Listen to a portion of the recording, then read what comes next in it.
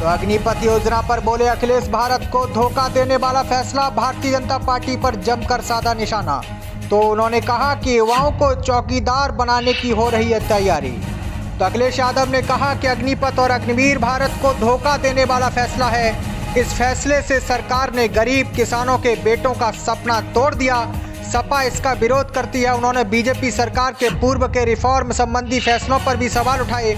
अस्थायी नौकरी देकर नौजवानों को उद्योगपतियों का चौकीदार बनाने की तैयारी हो रही है।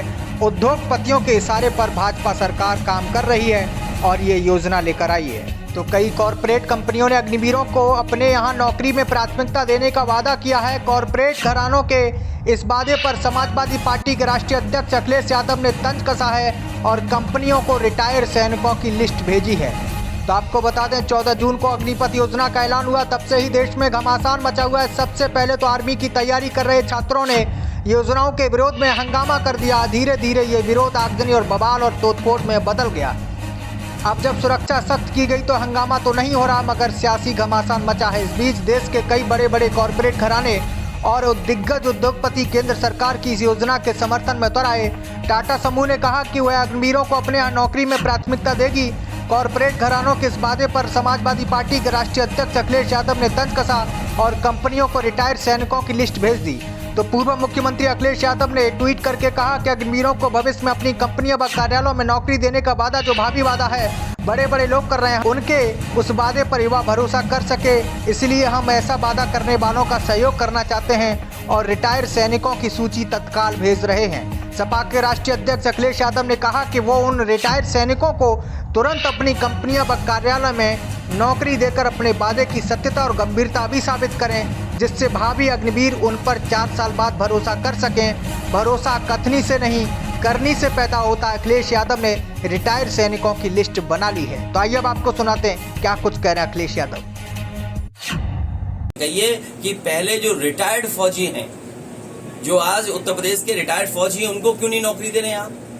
उनको समायोजित करिए और तभी तो कथनी और करनी में भेद नहीं दिखेगा। वर्ष 2014 अगर आपको अग्निवीर तो 4 साल बाद रिटायर होंगे, लेकिन उत्तर प्रदेश में तो बड़े पैमाने पे अभी फौजी रिटायर्ड हैं।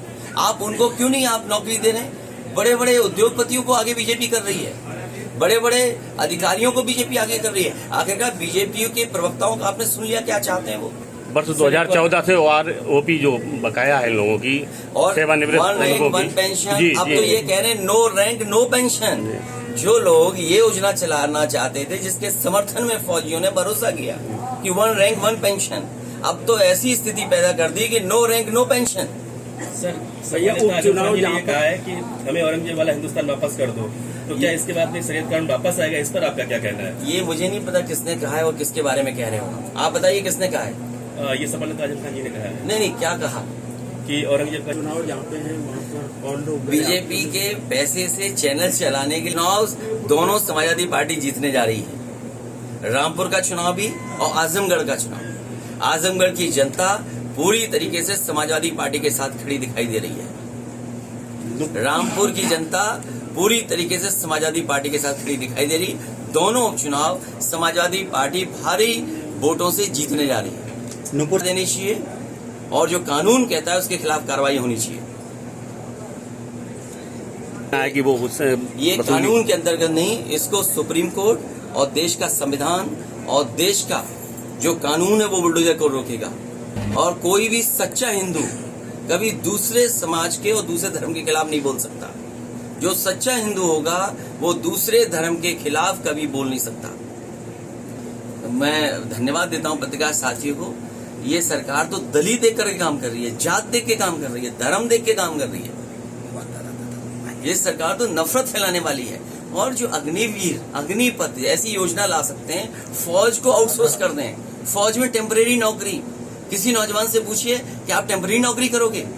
जो प्रायोरिटी फौज की थी, जो हमारे फौज का जो सम्मान है, आप उस सम्मान को गिरा रहे हो आप, क्योंकि आपको बजट बचाना है, आपको बड़े बड़े घरानों की मदद करनी है, आपको उन्हें चौकीदार बनाना है। क्योंकि कई एम्पायर ऐसे खड़े कर दे रहे हो उद्योगपतियों को, उनको ट्रेंड चाहिए लोग, उनकी कौन सुरक्षा करेगा?